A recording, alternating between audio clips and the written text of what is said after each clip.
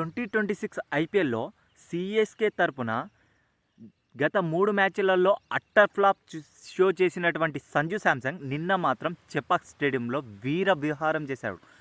అటు DC bowlers మాత్రం చుక్కలు చూపెట్టాడు మామ. 15 బౌండరీలు 2 సిక్స్లు కొట్టాడు. సెంచరీ, ఈ సీజన్లో మొట్టమొదటి సెంచరీని నమోదు చేశాడు. 115 రన్స్ అయితే స్కోర్ చేశాడు. అండ్ లాస్ట్ 7 హోమ్ మ్యాచెస్లో సిఎస్కేకి ఇది మొదటి విజయం. లాస్ట్ ఇయర్ కలుపుకొని ఈ ఇయర్లో మొత్తం లాస్ట్ 7 మ్యాచెస్లో ఇదే మొట్టమొదటి విజయం. తన బ్యాటింగ్ పుణ్యమా అని చెప్పేసి తనతో పాటు ఆయుష్ మాత్ర కూడా ఒక అద్భుతమైన హాఫ్ సెంచరీ చేశాడు. సో వాళ్ళు 200+ రన్స్ని అయితే స్కోర్ చేశాడు. ఇక బౌలర్స్లలో జెమీ ఓవర్టన్ 3 వికెట్లు తీస్తే ఖలీల్ అహ్మద్ 4 వికెట్లు తీసుకున్నాడు. అందరూ కలిసికట్టుగా రాణించడంతో ఈ సీజన్లో మొదటి మ్యాచ్ని గెలిచింది సిఎస్కే. అండ్ సంజుకి అయితే man of the match award దక్కింది తన అద్భుతమైన బ్యాటింగ్ కోసం. సో ఇఫ్ తను కనుక ఇలాగే పర్ఫామ్ చేస్తే సిఎస్కేకి అయితే ఎదురుండదు.